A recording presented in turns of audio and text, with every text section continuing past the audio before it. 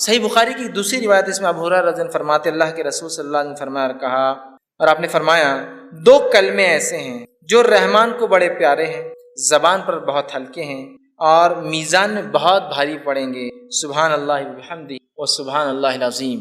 تو یہاں پہلی روایت میں کہا سبحان اللہ وبحمدہ، جو شخص 100 مرتبہ پڑھتا ہے اگر اس کی برائیاں گناہ سمندر کے جھاگ کے برابر بھی ہو تو یہ اس کو مٹا دیتا ہے۔ تو ہم کوشش کریں کثرت سے اس ذکر کو کریں۔ 100 مرتبہ میں سمجھتا ہوں بہت آسان ہے، ہر نماز کے بعد 20 باندھ لے تو 100 ہو جاتے 5 نمازوں کے۔ بہرحال کوئی چاہے تو ایک ساتھ بھی پڑھ سکتا ہے۔ اسی طرح جو ہے دوسری جگہ سورہ طلاق سورہ نمبر 65 آیت نمبر 4 اور 5 میں اللہ فرماتا اور کہتا ہے وَمَن يَتَّقِ اللَّهَ يَجْعَل لَّهُ مِنْ أَمْرِهِ يُسْرًا، جو اللہ کا تقوی اختیار کرتے ہیں ہم اس کے کام میں آسانیاں کر دیتے ہیں۔ آگے فرمائے امرِهِ يُسْرًا ذَلِكَ أَمْرُ اللَّهِ أَنزَلَهُ إِلَيْكُمْ وَمَن يَتَّقِ اللَّهَ يُكَفِّرْ عَنْهُ سَيِّئَاتِهِ وَيُعْظِمْ لَهُ أَجْرًا۔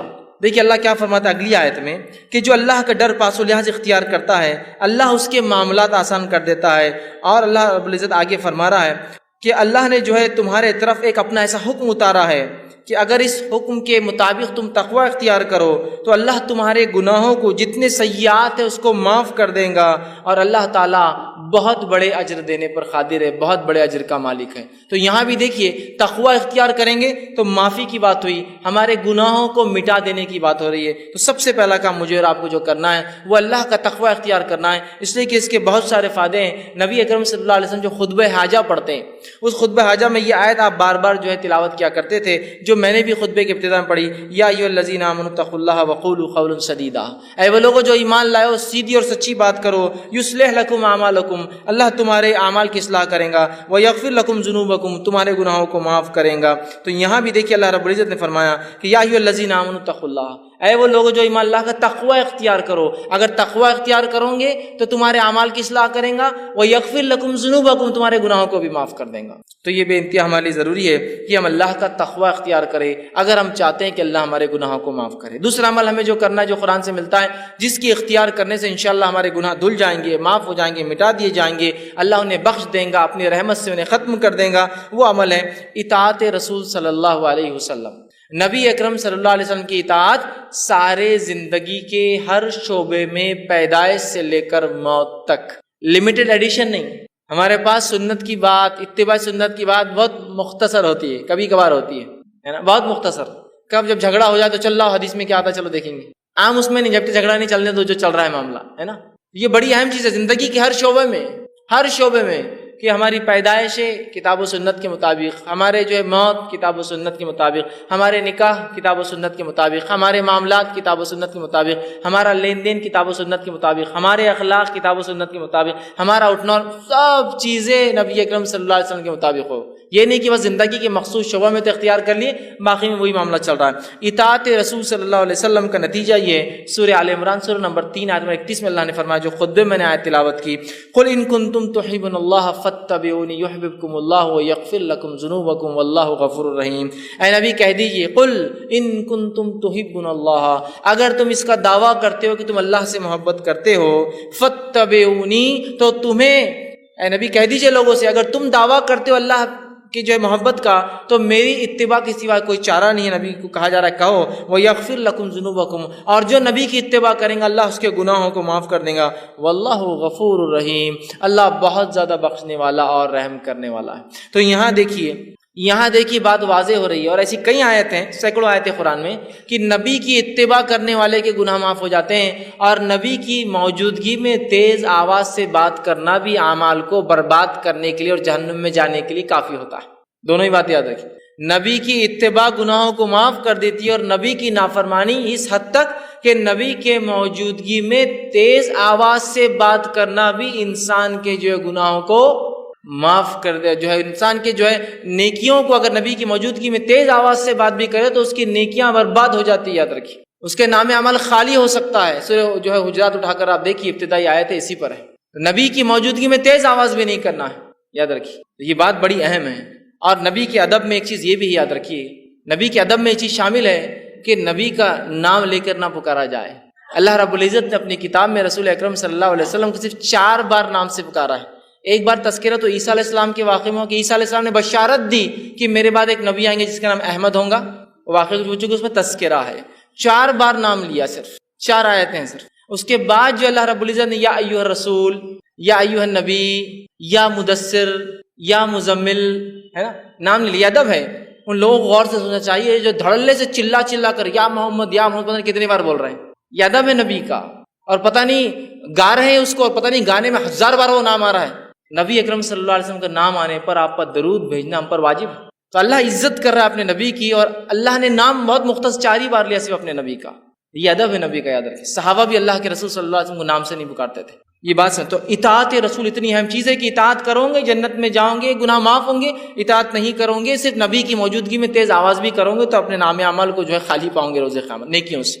تو نبی کی اطاعت، فرما برداری، یہ بڑی اہم چیز ہے۔ صحیح بخاری کی روایت ہے، نبی اکرم صلی اللہ علیہ وسلم فرمایا کہا کل امتی یدخلون الجنۃ الا من ابا، میرے سارے کے سارے امتی جنت میں جائیں گے سوائے ان کے جو انکار کر دے۔ سوال ہوا، پوچھا گیا قیل من ابا یا رسول اللہ، اے اللہ کے رسول صلی اللہ علیہ وسلم کون انکار کریں گا جنت میں جانے سے؟ فرمایا قال من اتانی دخل الجنہ، جس نے میری اطاعت کی وہ جنت میں جائیں گا، ومن عصانی فقط ابا، جس نے میری نافرمانی کی اس نے خود جنت سے انکار کر دیا دنیا کے اندر۔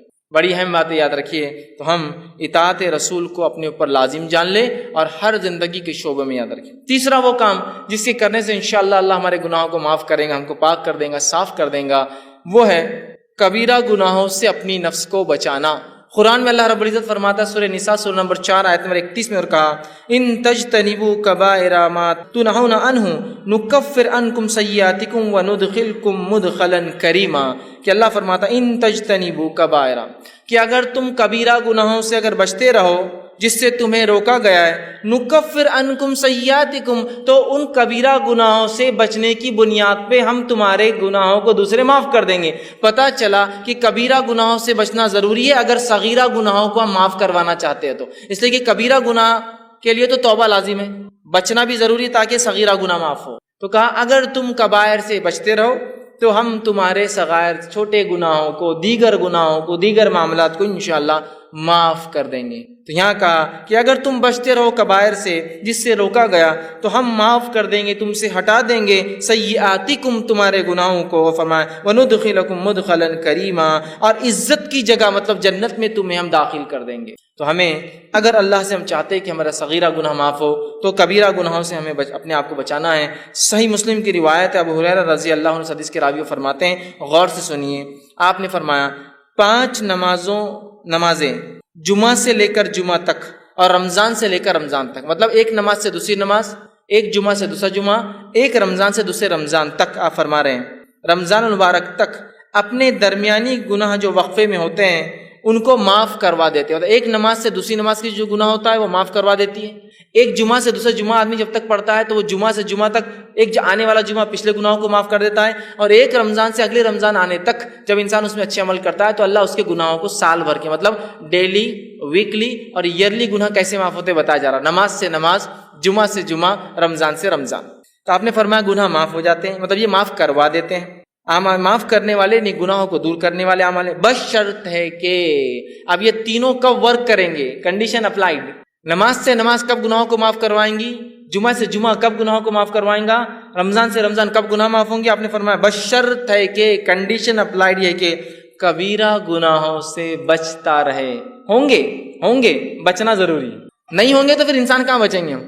بچنا ضروری ہے۔ میں کبیرہ گناہوں سے اپنی نفس کو بچاتا رہتا ہوں تو لہٰذا میرے صغیرہ بھی معاف ہو جائے۔ ایک نماز سے دوسری نماز، ایک جمعہ سے دوسرا جمعہ، ایک رمضان سے دوسرا رمضان، تب معافی ہوں گی جب ہم کبیرہ گناہوں سے بچتے رہیں۔ ورنہ بہت سارے لوگ ہوتے ہیں، یہ ہم لوگ ان باتوں کو سن لے جو حدیث میں آ رہی ہے، ارے بہت اچھی باتیں، اور کبیرہ گناہ سے نہ بچے تو پھر یہ باتیں معافی نہیں دلوانے والی، اس لیے کہ کبیرہ گناہ جو ہے بغیر توبہ کے معاف نہیں ہوتے ہیں۔ اسی طرح چوتھا عمل جو قرآن میں آتا ہے کہ جو انسان اگر اختیار کرے تو اس کے گناہ پچھلے معاف ہو سکتے ہیں، جو خطا کاریاں، جو اس نے جو ہے برے کام، جو سیاہ اعمال وہ کر چکا ہے، جس سے اس کی زندگی پہ دھبے لگے ہیں، اور وہ اگر آخرت میں چلا جائے اس کا رب معاف نہ کرے تو وہ جہنم میں جائیں گا، وہ ہے سچائی کو اختیار کرنا، صدق کو اختیار کرنا، سچ کو اختیار کرنا۔ اس لیے کہ اللہ رب العزت نے سچ اختیار کرنے کے فائدے جو بتائے اس میں سے ایک فائدہ یہ ہے کہ گناہ کو معاف کر دیتا ہے۔ اللہ رب العزت قرآن میں یوں فرماتا ہے، اور سورہ جو زمر کی آیت ہے، سورہ نمبر جو 39 اور آیت نمبر 34 اور 35 میں اللہ نے کہا فرمایا والذی جاء بالصدق وصدق به اولئک هم المتقون، کہ اللہ نے فرما کہا اور جو لوگ سچے دین لائے اور جو سچائی کو جانے اس پر عمل کرے یہی لوگ نیکوکار ہے، پارسا ہے، صاف ستھرے لوگ ہیں۔ لہم ما یشاؤون عند ربہم ذلک جزاء المحسنین، اور ان کے رب کے پاس وہ جو چاہیں گے ان کو وہ دیا جائے گا، یہ محسنین کے لیے، نیک کرنے والوں کا بدلہ ہے۔ لیکفر اللہ عنہم اسوأ الذی عملوا، اور ان کو جو وہ چاہیں گے وہ ملیں گا، اور اللہ ان سے معاف کر دے گا جو گناہ ہوتے ہیں، جو اعمال میں انہوں نے کیے ہیں۔ وَيَجْزِيَهُمْ أَجْرُهُمْ بِأَحْسَنِ الَّذِي كَانُوا يَعْمَلُونَ، اور ان کو گناہ معاف کر دے گا، ان کو نیکیاں دے دے گا، اور جو ہے ان کو ایک بہت بہترین اور نیک بدلہ اس کا عطا فرمائیں گا۔ تو یہاں دیکھیے اس آیت میں جو صدق کو، سچائی کو اختیار کرتے ہیں، اور الَّذِي جَاءَ بِالصِّدْقِ، سچ کو اختیار کیا، سچ کے مطابق زندگی گزارا، دین اسلام کو اختیار کیا، دین کے مطابق زندگی گزارا، تو اس کا بدلہ یہ کہ اس کے تمام گناہ اللہ معاف کر دیتا ہے، بخش دیتا ہے۔ یاد رکھیے سچائی کے بڑے فائدے یاد رکھیے، اور ہم تمام لوگ جو اگر سچائی کو اختیار کرتے ہیں تو انشاءاللہ عزیز ہمارے گناہ معاف ہو جاتے ہیں۔ صحیح بخاری کی روایت ہے، عبداللہ ابن مسعود رضی اللہ عنہ حدیث کے راوی فرماتے اور کہتے ہیں نبی اکرم صلی اللہ علیہ وسلم نے فرمایا، کہا سچ کو لازم پکڑو کیونکہ سچ نیکی کی طرف رہنمائی کرتا ہے، اور نیکی جنت کی جانب رہنمائی کرتی ہے۔ اور آدمی سچ بولتا ہے اور سچ بولتا ہے اور سچ بولتا ہے، حتیٰ کہ اس کا نام سچوں میں لکھ دیا جاتا ہے۔ اور پھر آگے آپ نے فرمایا کہا اور یاد رکھو جھوٹ سے بچو، اس لیے کہ جھوٹ برائی کی طرف لے جاتا ہے اور برائی جہنم کی طرف لے جاتی ہے۔ انسان جھوٹ بولتا ہے اور جھوٹ بولتا ہے اور جھوٹ بولتا ہے، اور اس کا نام کذاب، جھوٹوں میں لکھ دیا جاتا ہے۔ تو ہمارے لیے بے انتہا ضروری ہے ہم سچ کو اختیار کریں، جھوٹ سے بچے، اس لیے کہ اللہ رب العزت جو ہے سچ بولنے والوں کو جو ہے ان کے گناہوں کو جو ہے معاف کر دیتا ہے۔ پانچواں عمل جو قرآن سے ملتا ہے جسے کرنے سے ہمارے گناہ معاف ہوتے ہیں، وہ عمل ہے جو ہے صدقے کو چھپا کر دینا۔ صدقے کو چھپا کر دینا، بتا کر ظاہر کر کے نہ دینا۔ حالانکہ صدقے کو ظاہر کر کے دینا بھی جائز ہے، لیکن چھپا کر دینا یہ افضل عمل ہے۔ اللہ رب العزت فرماتا سورہ بقرہ سورہ نمبر 2 آیت میں 271 میں اللہ نے فرمایا اور کہا ان تبدوا الصدقات فنعما ہی وان تخفوها وتؤتوها الفقراء فهو خیر لکم ویکفر عنکم من سیئاتکم واللہ بما تعملون خبیر۔ اللہ فرماتا ہے اگر تم اپنے صدقات کو ظاہر کر کے دو تو یہ بھی اچھا ہے، لیکن اگر چھپا کر دو، مخفی دو، ڈھانپ کر دو تو یہ تمہارے لیے زیادہ خیر ہے۔ جو تم فقیروں کو چھپا کر دو یہ تمہارے لیے زیادہ بہتر ہے۔ اللہ اس صدقے کی برکت سے تمہارے گناہوں کو معاف کر دے گا، مٹا دے گا، ہٹا دے گا، تم سے دور کر دے گا۔ اور فرمایا سیئاتکم وبما تعملون خبیر، اور اللہ ہر اس عمل سے خبردار ہے جو تم کرتے ہو۔ تو صدقہ دکھا کر بھی دیا جا سکتا ہے اس سماج میں جہاں آپ کو لگتا ہے صدقہ دکھا کر دینے سے لوگ جوش میں آئیں گے اور عمل کریں گے، اور وہاں جہاں دیتے ہیں لوگ اور آپ بہتر سمجھتے چھپا کر دیں تو وہاں بند مٹھی دینا افضل ہے، اس لیے کہ صدقہ چھپا کر دینے سے گناہ معاف ہوتے ہیں، گناہ ہٹا دیے جاتے ہیں، اللہ رب العزت نیکی ہمارے نام اعمال میں لکھتا ہے۔ یہ بہت بڑی بات ہے، ہمیں کوشش کرنا چاہیے کہ ہم صدقہ کریں اور چھپا کر کریں، اور اپنے صدقے کو منی والعزا دکھاوا کر کے، جتلا کر، بار بار یاد دلا کر کہ ہم نے تمہیں صدقہ دیا تھا، ہم برباد نہ کریں۔ آئیے چھٹا عمل جو ہم کو ملتا ہے قرآن سے، جس کے کرنے سے ہمارے گناہ معاف ہو سکتے ہیں، اللہ مٹا دے گا، وہ ہے اللہ سے جو ہے ڈرنا، اور بغیر دیکھے ڈرنا۔ چونکہ ہم نے اللہ کو دیکھا نہیں ہے، اس کے بعد بھی اس کے اگر کوئی شخص خشیت اختیار کرتا ہے، ڈر اختیار کرتا ہے، اللہ گناہ معاف کرتا ہے۔ یہ بات کو اللہ رب العزت سورہ ملک سورہ نمبر 66 آیت نمبر 12 میں فرما کہا ان الذین یخشون ربهم بالغیب لهم مغفرۃ واجرا کبیر۔ اللہ نے فرمایا یقیناً جو لوگ اپنے رب سے بغیر دیکھے ڈرتے ہیں، خشیت اختیار کرتے ہیں، ان کے لیے اپنے رب کی طرف سے گناہوں کی معافی، مغفرت ہے، اور بہت بڑا اجر آخرت میں ایسے لوگوں کے لیے رکھا جائے گا جو بغیر دیکھے اپنے رب سے ڈر کر گناہوں کو نہیں کرتے ہیں، نیکیوں کو کرتے ہیں، سبقت لیتے ہیں۔ سمجھ رہے ہیں آپ بات کو؟ کتنی اہم بات اس حدیث میں بتایا، جو ہے قرآن کی آیت میں بتائی جا رہی ہے کہ ہم جو ہے اللہ کو بغیر دیکھے کا خشیت اختیار کریں، کہ اللہ تو ہمیں دیکھ رہا ہے، ہم تو نہیں دیکھ سکتے، اللہ دیکھ رہا ہے، اور نیکیاں کریں تو انشاءاللہ ہمارے گناہ اللہ رب العزت جو ہے معاف کر دیتا ہے اور جہنم سے ہماری جو ہے نجات کر دیں گا۔ اسی طرح ساتواں وہ عمل جس سے کرنے سے گناہ معاف ہوتے ہیں اور نیکیوں میں انسان کے اضافہ ہوتا ہے، وہ ساتواں عمل یہ ہے کہ انسان جو ہے وضو کرنے کے بعد 2 رکعت نماز پڑھے۔ بڑا اہم عمل ہے، بہت چھوٹا سا عمل بھی، اور اتنی فضیلت ہے اس کی۔ صحیح بخاری کی روایت ہے، آپ صلی اللہ علیہ وسلم فرمایا کہا، حدیث کے الفاظ دیکھیے ایسے ہیں کہ آپ صلی اللہ علیہ وسلم کے تعلق سے عثمان رضی اللہ عنہ فرماتے ہیں اور ان کے غلام اس حدیث کو روایت کرتے ہیں جن کا نام حمران تھا. وہ کہتے ہیں کہ عثمان ابن عفان رضی اللہ عنہ نے ایک مرتبہ وضو کا پانی منگوایا. میں نے وضو کا پانی لایا. آپ نے وضو کو اچھی طرح کیا. پہلے اپنے ہاتھوں کو 3 بار دھویا, پھر کلی کی اور ناک میں پانی 3 بار لیا, پھر چہرے کو 3 بار دھویا, پھر سیدھے ہاتھ کو کونیوں تک اچھے سے 3 بار دھویا, پھر الٹے ہاتھ کو کونیوں تک 3 بار اچھے سے دھویا, پھر سر کا مسح کیا, کانوں کا خلال کیا, اور اس کے بعد اپنے دونوں پیر, سیدھے پیر الٹے پیر کو ٹخنے تک دھوئے. اور اس کے بعد فرمایا اور کہا کہ جو شخص ایسا وضو کرے 3 بار جس طرح سے میں نے بتایا ہے, اور فرمایا اور اس کے بعد 2 رکعت نماز پڑھ لے, اس کو تحیۃ الوضو کہتے ہیں. یہ کر لے ایسا عمل وضو مکمل, پھر جا کے 2 رکعت نماز پڑھے, اس کو تحیۃ الوضو کہتے ہیں. تو وہ فرماتے ہیں رسول اکرم صلی اللہ علیہ وسلم نے فرمایا کہ اللہ اس کے پچھلے تمام گناہ معاف کر دیتا ہے. لیکن اس حدیث میں ایک بات اور جو اضافی آتی ہے, دوسری روایتوں میں الفاظ آتے ہیں, وہ یہ ہے کہ وہ 2 رکعت نماز پڑھے وضو کے بعد, اور ایسی پڑھے کہ دل میں دوسرے کوئی خیالات نہ آئے, کوئی خیالات نہ آئے کہ یہ کیا ہو رہا ہوگا, وہاں کیا ہو رہا, بزنس سے کیا یہاں جائے, کوئی خیال نہ آئے, تو اس کے پچھلے سارے گناہ معاف کر دی جاتے ہیں. لیکن ایک بات میں یہاں ضرور رکھنا چاہوں گا, وہ یہ ہے کہ یہ تمام صغیرہ گناہ معاف ہوتے ہیں, کبیرہ گناہ بغیر توبہ کے معاف نہیں ہوتے. یہ بات یاد رکھ لیجیے, اس کے لیے توبہ ضروری ہے, اور بندوں کا حق ہے تو بندے سے معافی بھی ضروری ہوتی ہے. لیکن یہ صغائر سارے معاف ہو جائیں گے. صرف ایک عمل دیکھیے, اچھے سے وضو کرنا پرفیکٹلی, اور جا کے 2 رکعت نماز پڑھنا تحیۃ الوضو, گناہ سارے اس کے معاف ہو جائیں گے. اسی طرح صحیح بخاری کی روایت ہے, جو حضرت عثمان رضی اللہ عنہ جب وضو کر چکے تو کہنے لگے کہ تم کو ایک حدیث سناتا ہوں. مطلب انہوں نے وضو کیا اور حدیث سنائی دوسرے لوگوں کو, اور کہا رسول اکرم صلی اللہ علیہ وسلم نے میرے سامنے ایسا وضو کیا, اور کہا جو شخص اچھے سے اس طرح سے وضو کرے, اور پوری حدیث ان کو سنائی, اور اچھی طرح وضو کرنے کے بعد 2 رکعت نماز پڑھے, تو اس نے جتنے گناہ کیے ہوں گے اس نماز کی وجہ سے دوسری نماز تک, مطلب ایک نماز سے دوسری نماز تک, وہ سارے گناہ بھی مطلب ایک انسان نے وضو کیا, وضو کرنے کے بعد ایک نماز پڑھی, سمجھ لیجیے تحیۃ الوضو نہیں, ایک نماز پڑھی. اگر یہ نماز کیا تو پھر دوسری بار وہ مسجد میں آتا ہے, پھر اچھے سے وضو کرتا ہے اور نماز پڑھتا ہے, تو یہ نماز سے وہ نماز تک بھی اس سے گناہ معاف ہو جاتے ہیں. اور اوپر والی روایت میں تھا کہ سارے گناہ معاف ہو جاتے ہیں. تو دیکھیے کتنی بڑی باتیں بتائی جا رہی ہے صرف وضو کر کے اچھے سے نماز پڑھنے پر.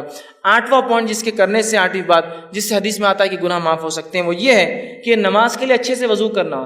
جہاں وضو کے بعد نماز پڑھنا گناہ کو معاف کرتا ہے, وہیں اپنی ذات سے وضو کرنا بھی گناہوں کو معاف کرتا ہے. یاد رکھیے, جہاں اچھے سے وضو کر کے نماز پڑھنا ثواب دیتا ہے, وہیں صرف اچھے سے وضو کرنا بھی انسان کے گناہ معاف کر دیتا ہے. اس سے ایک بات جو پتہ چل رہی ہے, اور بھی حدیث بھی آگے آ رہی ہے جو پتہ چلیں گے, وہ یہ ہے یہ تمام باتیں اس شخص کے لیے جو مسجد آتا ہے اور نماز پڑھتا ہے. نمازی جو نہیں ہے اس کے لیے سارے دروازے بند ہو جاتے. دیکھیے وضو کون کرے گا؟ جو نماز پڑھتا ہے. تحیۃ الوضو کون پڑھے گا؟ جو نماز پڑھتا ہے. تحیۃ المسجد کون پڑھے گا؟ جو نماز پڑھتا ہے. نفل اور موقدہ اور فرض کون پڑھے گا؟ جو نماز پڑھتا ہے نا. تو یہ ثواب سارے نمازیوں کے لیے. اب جو آدمی نماز نہ پڑھتا ہو تو اندازہ لگائے اس کے گناہ کتنے بڑھ رہے ہیں, اور صاف کرنے کا کوئی راستہ ہی نہیں اس کے پاس. تو مسجدوں سے اپنا رشتہ جوڑ لے, ہم یاد رکھیے, تاکہ جانے انجانے میں جو گناہ ہو رہے سب معاف ہوتے جائیں گے ایک کے بعد ایک. کہ تو ایک وضو کرا, اچھے سے 2 رکعت پڑھی, سارے گناہ معاف. ایک وضو کے بعد نماز پڑھی, اگلے وضو کے بعد نماز پڑھی تو بیچ کے گناہ معاف. ساری باتیں تو نمازیوں کے تعلق سے آ رہی ہیں. آئیے, وضو خود کرنے سے بھی گناہ معاف ہو جاتے ہیں. اللہ رب العزت گناہوں کو معاف کرتا ہے. صحیح مسلم کی روایت ہے, رسول اکرم صلی اللہ علیہ وسلم کے تعلق سے ابو ہریرہ رضی اللہ عنہ فرماتے ہیں اور کہتے ہیں, کیا میں تمہاری رہنمائی نہ کروں ایسے کاموں پر جن کی وجہ سے اللہ تعالیٰ تمہارے گناہوں کو مٹا دے؟ اللہ کے رسول نے فرمایا, کیا تمہاری رہنمائی کروں, میں گائیڈنس کروں تمہارا ایسے اعمال کی طرف جن کے کرنے سے اللہ تمہارے گناہوں کو مٹا دیں گا, اور ان کے درجات بھی بلند کریں گا, تمہارے مقامات بھی بلند کریں گا. اور لوگوں نے کہا اللہ کے رسول صلی اللہ علیہ وسلم کیوں نہیں, آپ ذرا بتائیے. تو آپ صلی اللہ علیہ وسلم نے فرمایا اور کہا, وضو کا پورا کرنا سختی اور تکلیف میں, وضو کو اچھے سے کرنا کمپلیٹ. سختی اور تکلیف سے مراد سردی کے دن ہے, پانی ٹھنڈا ہے, گرمی کے دن ہے, پانی گرم آ رہا ہے, اوپر ٹھنڈا گرم ہو چکا ہے دن بھر میں, ہے نا, ہوتا ہے نا. تو سردی اور گرمی میں, چونکہ ہم جس علاقے میں ہوتے ہیں ہم کو گرمی کا وضو نہیں معلوم, سردی کا وضو معلوم, صرف تکلیف دہ ہوتا ہے بہت. گرمی کا وضو بھی اگر آپ کو دیکھنا ہے تو آپ کبھی دیکھ سکتے ہیں. ایک مرتبہ میرا راجستھان کا سفر ہوا پروگرامز کے سلسلے میں, وہاں میں گیا, ایک مقام پہ اترا تو صاحب مجھ سے کہنے لگے, آپ کیا غسل لیں گے؟ تو میں نے کہا بہت سفر میں تھکان ہو گئی, بڑا پسینہ, گرمی تھی. تو کہا بیٹے برف کی سیل ڈال دو وہ بکیٹ کے اندر جا کر. وہ پریشان ہوں گے, برف کی سیل بکیٹ میں کیوں ڈال دو؟ اور واقعی میں انہوں نے اچھا کیا تھا, برف کی سیل ڈالی تھی بکیٹ میں, ورنہ وہ پانی اتنا گرم تھا کہ آپ ہاتھ بھی نہیں لگا سکتے اس کو. چونکہ گرمی کی وجہ سے وہاں سردی میں جتنا ٹھنڈا ہوتا ہے تو گرمی میں پانی اتنے 50 ڈگری 60 ڈگری تک چلا جاتا ہے گرم. آپ اسے نہ وضو کر سکتے ہیں نہ اسے نہا سکتے ہیں. تو یہاں آپ نے فرمایا تکلیف اور مشقت میں, چاہے سردی کی وجہ سے ہو چاہے گرمی کی وجہ سے ہو, اچھا وضو کرتا ہو, پرفیکٹ وضو. یا ایک معنی یہ بھی ہو سکتا ہے بیمار ہے, بہت مشکل ہوتی ہے کچھ حصوں پہ کرنا، پھر بھی وہ اچھے سے کرتا ہے، رک کر انتظار کر کے. یا ایک معنی یہ بھی ہو سکتا ہے معذور ہے، بہت تکلیف ہوتی ہے کہ پھر بھی اچھے سے وضو کرتا ہے اپنے رب کو راضی کرنے کے لیے. تو کہا تکلیف میں، حدیث کے الفاظ سے تکلیف ہے، باقی سردی کی ہو سکتی ہے، گرمی کی ہو سکتی ہے، معذوری کی ہو سکتی ہے، بیماری کی ہو سکتی ہے، اور مسجد کی طرف جو ہے اپنے قدم بڑھاتا ہے جاتا ہے. تو آپ نے فرمایا کہا قدموں کی جو ہے کثرت ہونا اور ایک نماز کے بعد دوسری نماز کا انتظار کرنا جو ہے، یہ فرمایا کہ جو شخص اچھے سے وضو کرے اور مسجد کی طرف جائے، مطلب کثرت سے مسجد کی طرف جاتا ہے اور ایک نماز سے دوسری نماز کا انتظار کرتا ہے، یہ تینوں لوگوں کے گناہ معاف کر دی جاتے ہیں. کون؟ پہلا انسان اچھے سے پرفیکٹ وضو کرنے والا، دوسرا کثرت سے پیدل مسجد جانے والا، اور تیسرا فرمایا ایک نماز کے بعد دوسری نماز کا انتظار کرنے والا. ان کے گناہوں کے تعلق سے فرمایا آپ نے یہ گناہ معاف کر دی جاتے ہیں. آپ نے صحابہ سے پوچھا کیا بتاؤں؟ صحابہ نے کہا بتائیے. آپ نے بتایا گناہ معاف کرنے والے اعمال. دیکھیے یہ باتیں بھی سب نمازیوں کے لیے، پھر یہ بڑی اہم بات ہے. ہم لوگ بس نماز سے جڑ جائیں، مسجدوں سے رشتہ جڑ جائے ہمارا، بس پھر انشاءاللہ عزیز بہت ساری مغفرتیں تو یہیں آتی رہیں گی، بہت سارے اعمال کی معافی ہوتے رہیں گی. اسی طرح جو ہے صحیح مسلم کی ایک بہت لمبی روایت ہے، اس روایت کے آخری الفاظ ایسے ہیں.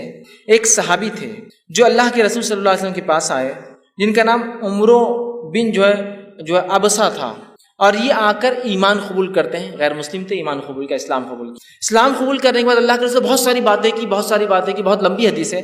حدیث کے آخر میں ایک جملہ آتا ہے، انہوں نے پوچھا اور کہا میں نے عرض کیا اے اللہ کے رسول صلی اللہ علیہ وسلم مجھے وضو کے بارے میں کچھ بتائیے.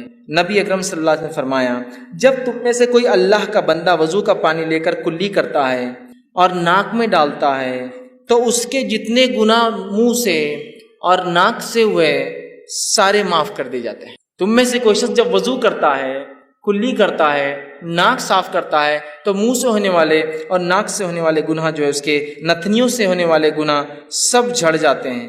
پھر جب وہ منہ دھوتا ہے جیسے اللہ نے اسے حکم دیا ہے تو چہرے کے سارے گناہ اس کے دھل جاتے ہیں، ٹپک جاتے ہیں، جھڑ جاتے ہیں. پھر اپنے ہاتھوں کو جب کونیوں تک دھوتا ہے تو کونیوں تک دھونے سے جو پانی ٹپکتا ہے سارے گناہ ہاتھوں کے جھڑ جاتے ہیں. پھر اس کے بعد آپ نے فرمایا کونیوں تک دھوتا ہے تو گناہ اس کے ہاتھوں سے جو ہے انگلیوں کے پور کے راستے سے سارے گناہ جھڑ جاتے ہیں. پھر جب سر کا مسح کرتا ہے تو سر اور بالوں سے ہونے والے تمام گناہ جو پانی نترتا ہے اس سے ختم ہو جاتے ہیں. پھر جب پیر دھوتا ہے اور انگلیوں کا خلال کرتا ہے تو پیر سے ہونے والے تمام گناہ جو ہے اس میں ختم ہو جاتے ہیں. تو دیکھیے وضو کے بعد نمازی نہیں، خالی وضو کرنا بھی سارے گناہوں کو معاف کر دیتا ہے. تو ہم کوشش کریں اپنے وضو کو ہم پرفیکٹلی کریں. آئیے اس کے آگے بڑھتے ہیں. 9واں وہ کام جسے کرنے سے ہمارے گناہ معاف ہو جاتے ہیں وہ ہے سورۃ الفاتحہ جب نماز میں پڑھی جاتی ہے تو اس کے بعد آمین کا کہنا.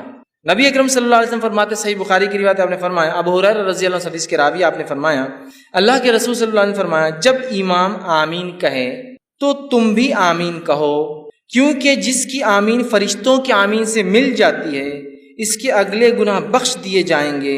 ابن شہاب جو راوی روایت کرتے وہ کہتے ہیں کہ رسول اللہ صلی اللہ علیہ وسلم بھی آمین کہا کرتے تھے. دیکھیے حدیث کتنی واضح ہے. ابو ہریرہ رضی اللہ عنہ فرماتے ہیں اللہ کے رسول صلی اللہ علیہ وسلم نے فرمایا جب امام آمین کہے تو تم بھی آمین کہو. امام کو آمین کہنا چاہیے، اس لیے حدیث کری امام آمین کہے تو تم بھی آمین کہو. حدیث بالکل واضح ہے، بخاری کی روایت. جب امام آمین کہے تو تم بھی آمین کہو. جب تمہاری آمین اور فرشتے بھی آسمان پہ آمین کہتے ہیں اس کے ساتھ اگر مل جائے تو تمہارے اگلے پورے گناہ معاف ہو جائیں گے، ہے نا. دوسری ایک حدیث میں آپ نے فرمایا اور کہا جو صحیح مسلم کی روایت ہے، ابو ہریرہ رضی اللہ عنہ کے راوی اور کہتے ہیں رسول اللہ صلی اللہ علیہ وسلم نے فرمایا جب کوئی تم میں سے آمین کہے تو فرشتے آسمان پر آمین کہتے ہیں، پس اگر بندے کی اور فرشتوں کی آمین مل جائے تو اس کے اگلے گناہ بخش دیے جاتے ہیں، گناہ معاف کر دیے جاتے ہیں. کتنی اہم بات ہے نا. اب ہم میں سے بہت سارے لوگ آمین بولتے ہی نہیں، تعصب کی بنیاد پر، لا علمی کی بنیاد پر، جہالت کی بنیاد پر. یہ تو بات بہرحال ہو سکتی ہے، بہت سے لوگ اختلاف کرتے ہیں آمین تیز بولا جائے ہلو بولا جائے، لیکن جو آیت جو حدیث ہے بخاری کی واضح ہے جب امام آمین کہے تو تم بھی آمین کہو. مطلب امام کو کہنا چاہیے. اسی طرح اللہ کے رسول فرمایا جب امام کہے تو تم بھی کہو. اور اللہ کے رسول خود کہتے تھے، اس لیے صحابہ نے سنا، پیچھے کہتے تھے تبھی تو سنا نا. اب کچھ لوگ کہتے نہیں وہ ہلو سے کہنا چاہیے. ٹھیک ہے، اس بات کو بھی اگر میں مان لوں for the sake of argument بولتے ہیں نا، بحث کے تک ٹھیک ہے بات مان لیں کہ ہلو کہنا چاہیے، لیکن ہلو ہو یا تیز ہو کہنا تو ہے نا. لیکن ہلو ہے اور تیز ہو کہنا تو ہے نا. اب دیکھیے ہمارے پاس کیا ہو رہا ہے، غیر المغضوب علیہم ولا الضالین آمین انا اعطیناک الکوثر فصلی. اب اس میں تیز اور ہلو آمین کہاں ہے؟ چلیے آپ کہہ رہے کہ نہیں ہلو کہنا، ٹھیک ہے ہلو بولیں گے، لیکن آپ نے تو رکا ہی نا، ایسی گاڑی لے گئی کہ وہ اسپیڈ بریکر سے بھی سیدھا چلے گئے. غیر المغضوب علیہم ولا الضالین ٹھیک ہے، آپ زور سے نہیں بولنا چاہتے، لیکن بولنا تو ہے نا، دل میں بھی رکنا تو پڑے گا نا. بھاگ گئے آپ دوسری صورت کی طرف. امام کو چاہیے کہ وہ امامت کے ادب سیکھے. نبی اکرم صلی اللہ علیہ وسلم کی واضح حدیث ہے، اتنی بڑی فضیلت کو آپ چھوڑ دیتے اتنے آسانی سے. جہاں فضائل ثابت نہیں وہاں تو من مانے فضائل گڑھے جا رہے ہیں کہ یہاں سے کچھ لوگ گئے تو اللہ نے پورے خبر والوں کی مغفرت کر دیا. تم کو کیسے پتا چلا؟ رسول اللہ صلی اللہ علیہ وسلم تو چلے گئے، وہی تو بند ہو گئی، آج کیسے پتا چلا کہ فلاں لوگ فلاں جگہ سے گزرے تو اللہ نے پورے مردوں کی والے مغفرت کر دی؟ تو ہاں آپ کو کیسے پتا چلا؟ تو جو فضائل نہیں آپ بیان کرتے رہو، جو موجود ہے کہ تم آمین کہو جب امام آمین کہے، اس لیے کہ اگر تمہاری آمین فرشتوں کے آمین سے ملتی ہے تو تمہارے گناہ معاف ہوں گے. یہ بات کچھ ذرا سمجھ میں نہیں آتی ہے. کسی کو ڈسٹرب ہو جاتی ہے نماز اس کی، اور انہیں بولا نماز ڈسٹرب ہو جاتی ہے آمین کہنے سے. میرے بھائی، اللہ کے رسول صلی اللہ علیہ وسلم کا فرمان ہے، میری اور آپ کی بات نہیں ہے نا، میری اور آپ کی بات نہیں ہے. یہ رسول اکرم صلی اللہ علیہ وسلم فرمان ہے، اور کئی روایتیں ہیں. چلیے آپ بولتے ہلو بولنا چاہیے، لیکن ٹائم تو دیجیے ہلو بولنے کے لیے، ولا الضالین کے بعد، تو تاکہ وہ کہے آمین. دل میں کہنے کو بھی تو ٹائم لگتا ہے نا. نہاتے شروع ہوگا دوسرا ہی سیدھا.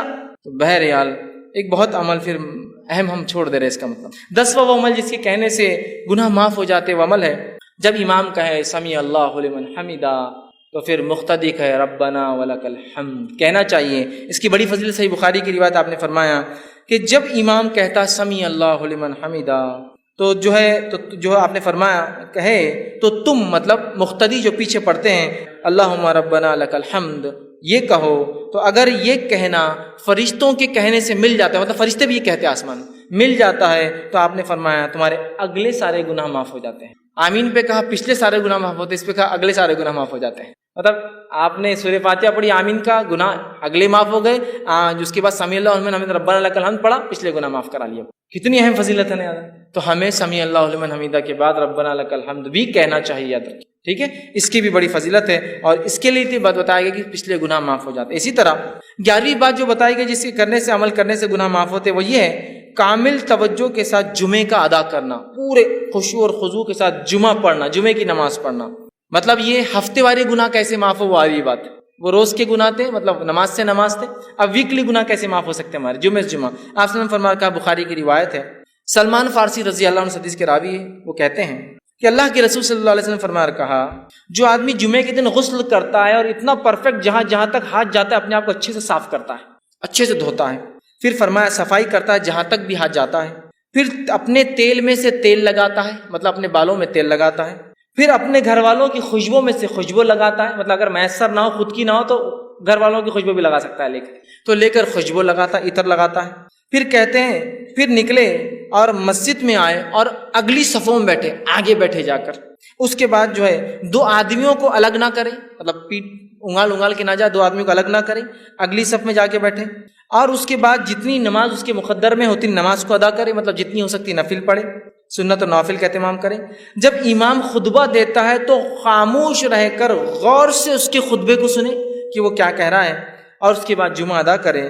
تو ایسے انسان کے ایک جمعہ سے لے کر دوسرے جمعہ تک تمام گناہ معاف ہو جاتے ہیں. جمعہ پڑھنا ہے خشوع اور خضوع کے ساتھ، ویکلی گناہ معاف کروا لینا ہے، اچھے سے نہایا جہاں جہاں ہاتھ جا سکتا ہے، تیل لگایا، خوشبو، دیکھیے کوئی بھی ایسی چیز نہیں جو آپ بولیں ارے بہت مشکل کام دکھ رہا ہے اس میں سے، کچھ بھی نہیں. پھر تیل لگایا، خوشبو لگائی، مسجد گئے، اگلی صفوں میں بیٹھے، لوگوں کو انگالا نہیں، مطلب خالی جگہوں میں سے گئے، اس کے بعد دو لوگوں کو الگ نہیں کیا، نزدیک بیٹھے، خود خطیب کو غور سے دیکھا، سنا، جمعہ پڑھی، تو ایک جمعہ سے دوسرے جمعہ اس کے سارے گناہ معاف ہو جائے. کتنی بڑی بات بتائی جا رہی ہے. اسی طرح 12واں عمل جس سے گناہ معاف ہوتے ہیں وہ یہ ہے کہ نماز گناہوں کو مٹانے والی چیز. نماز خود بذات ایسا وضو کر کے نماز پڑھنا ہے، وضو کرنا گناہ مٹاتا ہے، نماز بھی گناہوں کو مٹاتی ہے. صحیح مسلم کی روایت ہے، نبی اکرم صلی اللہ علیہ وسلم فرمایا، عبداللہ بن مسعود رضی اللہ عنہ اس حدیث کے راوی وہ کہتے اور فرماتے ہیں ایک آدمی رسول اللہ صلی اللہ علیہ وسلم کے پاس آیا اور عرض کیا، اے اللہ کے رسول صلی اللہ علیہ وسلم، میں نے ایک عورت کے ساتھ زنا چھوڑ کر باقی سب عمل کیا ہے، صرف زنا نہیں کیا. حدیث کے الفاظ دیکھیے، اس نے کہا یا رسول اللہ صلی اللہ علیہ وسلم، ایک عورت سے میں نے مزہ اٹھایا مدینہ کے کنارے،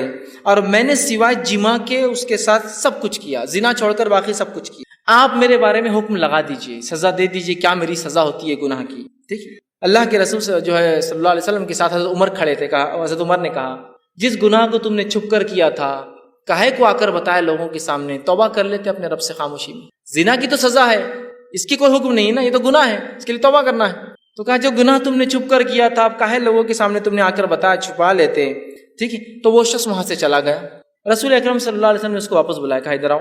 وہ شخص واپس لوٹ کر آیا اور واپس آنے کے بعد آپ نے کہا اس شخص کو کہا اور فرمایا اور کہا، چونکہ وہ شخص آیا تھا اور اللہ کے رسول کے ساتھ نماز بھی پڑھی تھی، چونکہ اس کی آگے کی تفصیلی روایت آگے آ رہی ہے، وہ میں انشاءاللہ وہ بھی رکھتا ہوں، تو آپ نے فرمایا کہا اقیم الصلاۃ طرفا النہار وزلفا من اللیل، کہ نماز قائم کرو دن کے وقت اور رات کے حصے میں، ان الحسنات یذہبن السیئات، اس لیے کہ نیکیاں گناہوں کو دور کر دیتی ہے، ذالک ذکر للذاکرین، اور یہ قرآن ایک ذکر ہے ان لوگوں کے لیے جو نصیحت حاصل کرتے ہیں، ذکر کرنے والے ہیں۔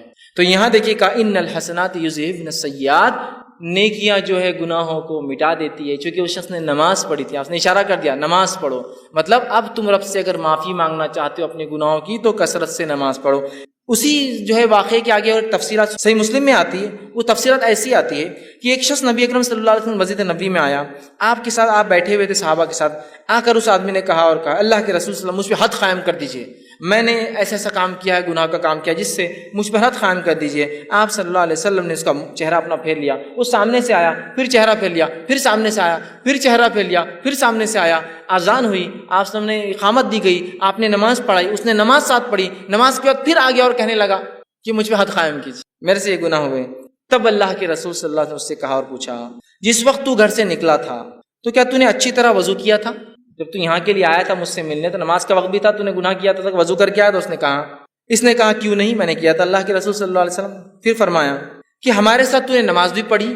تو اس نے کہا ہاں میں نے آپ کے ساتھ نماز بھی پڑھی ہے۔ تو آپ نے فرمایا کہا اللہ نے جو ہے تجھے بخش دیا ہے اور تیری کوئی حد نہیں، اللہ نے تجھے معاف کر دیا ہے، تیری کوئی حد نہیں، یاد رکھی۔ تو یہ روایت اس طرف اشارہ کر رہی ہے کہ انسان جس سے گناہ ہو جاتے ہیں، گناہ ہوئے ہیں جو پاسٹ میں پچھلی زندگی میں اس نے کیے ہیں، اب لوگوں کے سامنے جا کر رسوا ہونے کی ضرورت نہیں ہے، اپنے رب کے سامنے کثرت سے نماز ادا کرے، کثرت سے نماز پڑھے، اس لیے کہ نمازیں ان الحسنات یذہبن السیئات، نیکیاں گناہوں کو دھو ڈالتی ہے، مٹا دیتی ہے۔ تو ہم نماز کی دیکھیے کتنی فضیلت ہے، اس لیے میں نے شروع میں کہا تھا نماز پڑھنے والوں کے بڑے فائدے، اس لیے کہ وہ بہت ساری فضیلتوں کا فائدہ یوں ہی اٹھا لے رہے بغیر سوچے سمجھے۔ اسی طرح صحیح بخاری کی روایت رسول اللہ صلی اللہ علیہ وسلم نے فرمایا کہا کہ جو فرشتے شخص کے لیے دعا کرتے رہتے ہیں جو اپنی نماز کی جگہ اس وقت تک بیٹھا ہوتا ہے، جیسا جہاں نماز پڑھی اور وہیں بیٹھا ہوتا ہے جب تک کہ جو ہے اس کا وضو ٹوٹ نہ جائے، فرشتے اس کے لیے مغفرت کی دعا کرتے ہیں، اللہ اس کو معاف کر، اس کو بخش دے، اس پر رحم کر۔ جب کوئی وضو کرتا ہے، مسجد آتا ہے، نماز پڑھتا ہے اور جس جگہ نماز پڑھی وہیں بیٹھا ہے، ذکر کر رہا ہے، اذکار کر رہا ہے، تب جب تک وہ وضو میں رہتا ہے تب تک فرشتے اللہ کے دعا کرتے ہیں اللہ اسے معاف کر، اس پر رحم کر، اس کی مغفرت کر، اس کو بخش دے۔ نماز پڑھنا ایک بہت بڑا عمل ہے، یاد رکھیے اس کو ہم کریں، یہ معاف کر۔ اسی طرح 13واں وہ عمل جس کے کرنے سے اللہ سبحانہ تعالیٰ ہمارے گناہوں کو معاف کرتا ہے، وہ یہ ہے، اتنا آسان عمل ہے کہ جس کی کوئی انتہا نہیں، یاد رکھیے اس عمل کی۔ اور نبی اکرم صلی اللہ علیہ وسلم نے اس عمل کے تعلق سے ہمیں بتایا، صحیح بخاری کی روایت ہے، حدیث کے الفاظ دیکھیے اس طرح سے، بخاری کی روایت آپ نے فرمایا، ابو ہریرہ اس کے راوی اور وہ کہتے ہیں رسول اللہ صلی اللہ علیہ وسلم فرمایا اور کہا جو شخص دن میں 100 مرتبہ سبحان اللہ و بحمدہ کہتا ہے، جو شخص دن میں 100 مرتبہ سبحان اللہ و بحمدہ کہتا ہے، اس کے گناہ مٹا دیے جاتے ہیں، خواہ سمندر کی جھاگ کے برابر ہو۔ صرف 100 مرتبہ کیا پڑھتا ہے؟ سبحان اللہ و بحمدہ، اپنے رب کی پاکی جو شخص 100 مرتبہ دن میں سے بیان کرتا ہے اس کے تمام گناہ معاف کر دی جاتے ہیں، حتیٰ کہ اگر وہ گناہ سمندر کی جھاگ کے برابر بھی ہو۔ یہ تمام باتیں صغائر کے تعلق سے، صغیرہ گناہوں کے کتنے بھی ہو، سبحان اللہ و بحمدہ 100 مرتبہ پڑھے، گناہ معاف۔ صحیح بخاری کی دوسری روایت اس میں ابو ہریرہ رضی اللہ عنہ فرماتے اللہ کے رسول صلی اللہ علیہ وسلم فرمایا اور کہا، اور آپ نے فرمایا 2 کلمے ایسے ہیں جو رحمان کو بڑے پیارے ہیں، زبان پر بہت ہلکے ہیں اور میزان میں بہت بھاری پڑیں گے، سبحان اللہ و بحمدہ و سبحان اللہ العظیم۔ ٹھیک، تو یہاں پہلی روایت میں کہا سبحان اللہ و بحمدہ، جو شخص 100 مرتبہ پڑھتا ہے اگر اس کی برائیاں گناہ سمندر کے جھاگ کے برابر بھی ہو تو یہ اس کو مٹا دیتا ہے۔ تو ہم کوشش کریں کثرت سے اس ذکر کو کریں۔ 100 مرتبہ میں سمجھتا ہوں بہت آسان ہے، ہر نماز کے 20 باندھ لے تو 100 ہو جاتے 5 نمازوں کو، بہرحال کوئی چاہے تو ایک ساتھ بھی پڑھ سکتے۔ اسی طرح جو ہے 14واں وہ عمل 14 جو ہے وہ عمل جسے کرنے سے گناہ مٹ جاتے ہیں، اس عمل کے تعلق سے آپ نے فرمایا، اور وہ عمل ہے جسے 100 گناہ معاف ہو جاتے ہیں، 100 سنس معاف ہو جاتے ہیں۔ وہ کیا ہے؟ ابو ہریرہ رضی اللہ عنہ فرماتے، صحیح بخاری کی روایت، آپ نے فرمایا کہا جو شخص لا الہ الا اللہ وحدہ لا شریک لہ لہ الملک ولہ الحمد وہو علی کل شیء قدیر، ایک دن میں 100 بار کہتا ہے لا الہ الا اللہ وحدہ لا شریک لہ لہ الملک ولہ الحمد وہو علی کل شیء قدیر، عام زبان میں اس کو چوتھا کلمہ بولتے ہیں۔ جو شخص اس کو 100 مرتبہ پڑھتا ہے تو آپ نے فرمایا اس کا ثواب کیا ہے؟ 10 گردن آزاد کرنے کا ثواب، 10 غلاموں کو آزاد کرنے کا ثواب، 100 نیکیاں لکھی جاتی، 100 اس کے بارے میں جو ہے جس کو کہیں گے گڈ ڈیڈز لکھے جاتے ہیں، نیکیاں لکھی جاتی ہیں۔ پھر فرمایا اس کی 100 نیکیاں لکھی جاتی ہے اور 100 برائیاں اس کی مٹا دی جاتی ہے، اور شیطان کے وسوسوں سے، شکنجے سے، اس کے جو ہے بہکانے سے، پھسلانے سے وہ شخص جو ہے شام تک محفوظ رہتا ہے۔ جب سے پڑھا صبح سے لے کر شام تک محفوظ رہتا ہے۔ دیکھیے کتنا آسان کلمہ ہے، اس کلمے کو جو 100 مرتبہ 10 غلام آزاد کرنے کا ثواب، 100 نیکیاں لکھ دی جاتی ہے، 100 برائیاں مٹ جاتی ہے، اور اس صبح سے لے کر شام تک شیطانی پورے حملوں سے وہ اپنے نفس کو محفوظ کر لیتا ہے۔ تو ہم کوشش کریں کثرت سے جو ہے اس کلمے کو پڑھیں، بہت آسان ہے یاد رکھیں۔ اسی طرح 15واں عمل جس کے پڑھنے سے جو ہے گناہ معاف ہوتے جو حدیث میں آتا ہے وہ یہ ہے نماز کے بعد تسبیحات کا کہنا۔ نماز کے تسبیحات کہنا صحیح مسلم کی روایت ہے، آپ صلی اللہ علیہ وسلم فرمایا اور کہا جو شخص ہر نماز کے 33 مرتبہ سبحان اللہ، 33 مرتبہ الحمدللہ اور 33 مرتبہ اللہ اکبر کہتا ہے، جو کہ 99 ہوتے ہیں، اور پھر 100 کہتا ہے، مطلب 100ویں بار کہتا ہے لا الہ الا اللہ وحدہ لا شریک لہ لہ الملک وله الحمد وهو على كل شيء قدیر، وہ پچھلا کلمہ جو تھا، تو آپ نے فرمایا کہ اس کی جو ہے ساری خطائیں معاف کر دی جائیں گی، اگرچہ سمندر کے جھاگ کے برابر کیوں نہ ہو، پورے اس کے گناہ معاف کر دی جاتے ہیں، چاہے سمندر کے جھاگ کے برابر کیوں نہ ہو۔ کتنا آسان ہے نا، 33 مرتبہ سبحان اللہ، 33 مرتبہ الحمدللہ، 33 مرتبہ اللہ اکبر، آخر میں کہنا ہے لا الہ الا اللہ وحدہ لا شریک لہ لہ الملک وله الحمد وهو على كل شيء قدیر۔ اور رسول اکرم صلی اللہ علیہ وسلم ہر نماز کے بعد یہ کیا کرتے تھے، آپ کا یہ معمول تھا، یاد رکھیے، عادت شریفہ تھی کہ ہر نماز کے بعد یہ ذکر و اذکار، اور بھی ہے لیکن اس میں یہ بھی شامل آپ ہمیشہ کیا کرتے تھے۔ ہم بھی کوشش کریں کہ ہر نماز کے بعد معمول بنا لیں کہ ہم ان تسبیحات کو جو ہے پڑھیں۔ 16واں وہ عمل جس سے کرنے سے گناہ معاف ہونے کی جو بشارت دی گئی بات بتائی کہ وہ یہ نیک لوگوں کی مجلس میں بیٹھنا، اللہ کا ذکر جہاں ہو رہا ہے اس مجلس میں بیٹھنا، یہ ہے اس کا ثواب یہ کہ اس سے بھی پچھلے گناہ معاف کر دیے جاتے ہیں، انسان کی مغفرت کر دی جاتی ہے۔ صحیح مسلم کی روایت ہے، بہت لمبی حدیث، ابو ہریرہ رضی اللہ عنہ حدیث کے راوی ہے، اس حدیث کے اندر ہے کہ فرشتے جو ایسی مجلسوں کو ڈھونڈتے رہتے ہیں جہاں اللہ کا ذکر ہوتا ہے، جب وہ ایسی مجلسوں کو پا لیتے تو ایک دوسرے کو اشارہ کرتے ہیں کہ ویسی مجلس مل گئی جہاں اللہ کا ذکر ہو رہا ہے، اور پھر سارے فرشتے آ جاتے ہیں اور وہ فرشتے جمتے جاتے ہیں، حتیٰ کہ جو ہے بہت اوپر تک، جو آسمان تک جو فرشتے جو قطار در قطار جو جم جاتے ہیں، اور جو ہے اس کے بارے میں پھر جو ہے اللہ رب العزت ان سے پوچھتا ہے، حالانکہ اللہ کو پتہ ہوتا ہے کیا ہے، تو اللہ پوچھتا ہے کہ میرے بندوں کو کیسے پایا، وہ کیا کر رہے تھے؟ تو کہا اللہ وہ جو ہے تجھ سے جنت کا سوال کر رہے تھے، اور کیا کس چیز سے پناہ مانگ رہے تھے؟ اے اللہ وہ تیرے بندے جو جمع تھے وہ جہنم سے پناہ مانگ رہے تھے۔ تو اللہ رب العزت فرشتوں کو گواہ بنا کر کہتا ہے اے فرشتوں تم اس چیز پہ گواہ رہنا کہ میں نے ان بندوں کو جو ہے بخش دیا ہے،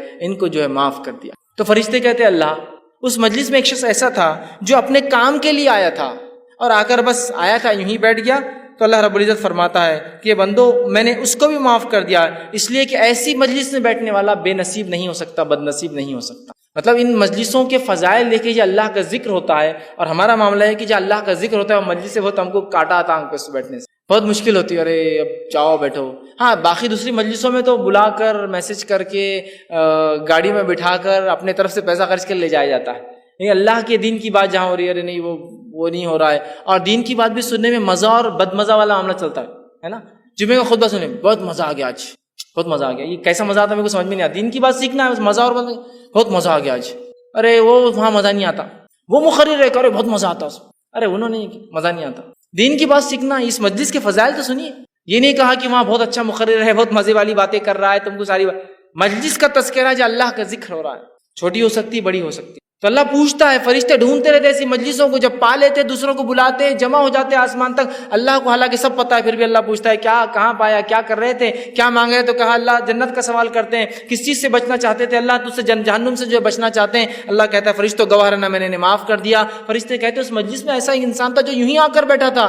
اللہ نے کہا، اللہ سبحانہ تعالیٰ فرماتا ہے یہ مجلس ایسی نہیں ہے جس میں بیٹھنے والا جو ہے بد نصیب ہو، مطلب وہ بھی اس کا فائدہ اٹھا لیتا ہے۔ اندازہ لگائیے اللہ کے ذکر کا کتنا بڑا فائدہ ہے۔ ہم کوشش کریں ایسی مجلسوں میں جائیں اور اس کا اہتمام کریں کہ اللہ کا ذکر ہو، ورنہ ہمارے پاس جو مجلسیں ہوتی ہیں دنیاوی بات، فالتو باتیں، اور پتہ نہیں کیا کیا مجلس سجتی، مجھے بہرحال بتانے کی ضرورت نہیں۔ کوئی حرام کاریوں کی مجلسیں سجا رہا ہے، کوئی برائیوں کی مجلسیں سجا رہا ہے، لوگوں کو دعوت دی جاتی ہے، اور جب دینی مجلسوں کا بات آتا ہے لوگوں کی آنکھ پہ کانٹے کھڑے ہو جاتے ہیں، اس لیے کہ وہاں بہت مشکل ہوتی ہے، بہرحال اس کو سمجھ نہیں رہی۔ اسی طرح 17واں وہ گناہ، وہ عمل جس سے کرنے سے گناہ معاف ہوتے ہیں، وہ یہ ہے کہ گناہ کی بات فوراً اللہ کی طرف رجوع ہونا۔ گناہ ہوا، اللہ کی طرف رجوع ہو جائیے کہ اللہ مجھ سے یہ گناہ ہوا، اور توبہ کرنا فوراً یہ گناہوں کو معاف کر دیتا ہے۔ ابو ہریرہ رضی اللہ عنہ حدیث کے راوی، بخاری کی حدیث ہے، آپ صلی اللہ علیہ وسلم نے فرمایا کہا، حدیث کچھ اس طرح سے ہے کہ نبی اکرم صلی اللہ علیہ وسلم سے جو ہے آپ نے فرمایا کہا، ایک بندہ ہے جو گناہ کرتا ہے اور گناہ کرنے کے بعد عرض کرتا ہے اللہ مجھ سے گناہ مجھے معاف کر دے۔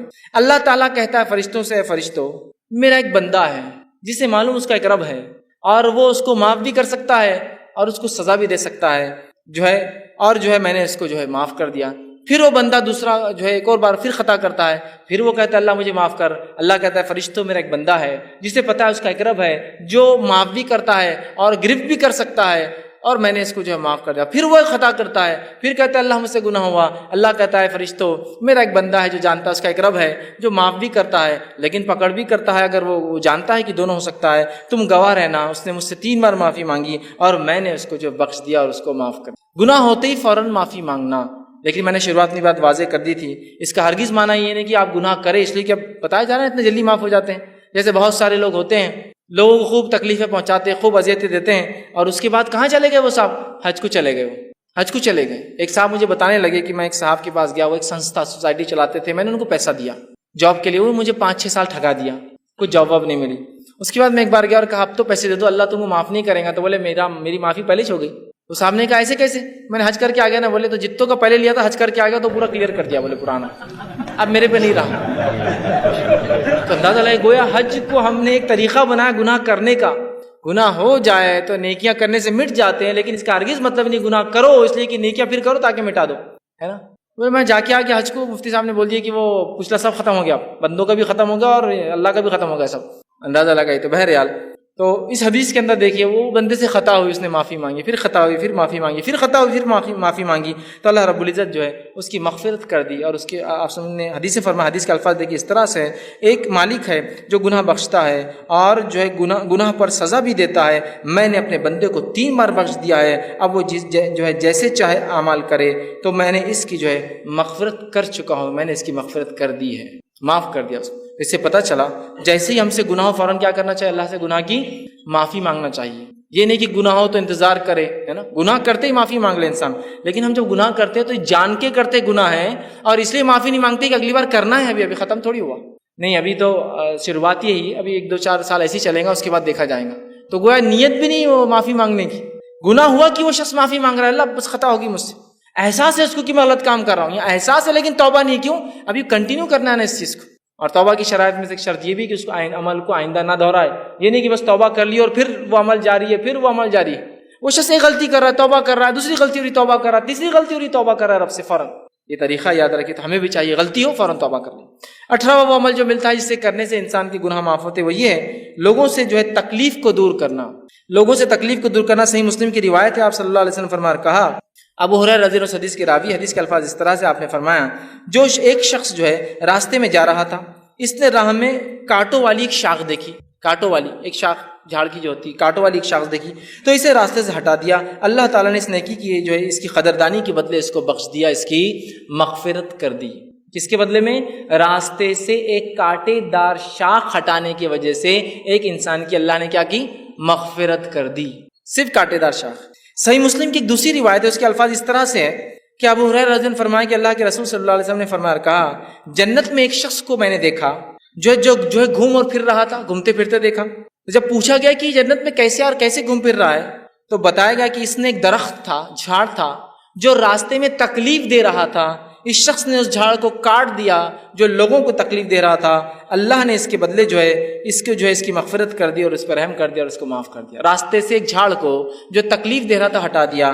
اس سے پتہ چلتا ہے کہ تکلیف کو راستے سے ہٹانا، لوگوں کو تکلیف دینے والی چیزوں کو ہٹانے سے کیا ہوتی ہے؟ اللہ ہمارے گناہوں کو معاف کرتا ہے، ہماری مغفرت کرتا ہے۔ اب اللہ ہم پر رحم کرے، ہم راستے میں تکلیف دہ چیز جاننے کو اپنا مقصد حیات سمجھنے لگ گئے ہیں نا۔ اچھا خاصا روڈ ایک جھاڑ لگا دو، بولے جھاڑ لگائیں گے تو پھر دکان کا ٹپ آگے کر دیں گے، پھر کمرے کو آگے بڑھا لیں گے، پھر سب آگے بڑھ جاتا، پھر اگلے 2-4-10-12 سال کے ایک اور جھاڑ آگے لگا دو، پھر اس کو کیج بنا دو، پھر اس تک ایک دیوار، پھر گھر تھا 10 فٹ پیچھے اور ابھی 12 فٹ روڈ پہ آ گیا، دھیرے دھیرے جھاڑ لگاتے جاؤ، گھر آگے بڑھاتے جاؤ۔ اس شخص نے ایک جھاڑ جو راستے میں تکلیف دے رہا تھا کاٹ دیا. عام اعتبار سے جھاڑ نہیں کاٹنا چاہیے، یاد رکھیے، بلا وجہ، لیکن ضرورت تھی. ایک شخص نے کانٹے دار جو ہے چھڑی جو راستے میں پڑی تھی ہٹا دی، جو لوگوں کو چبھ رہی تھی.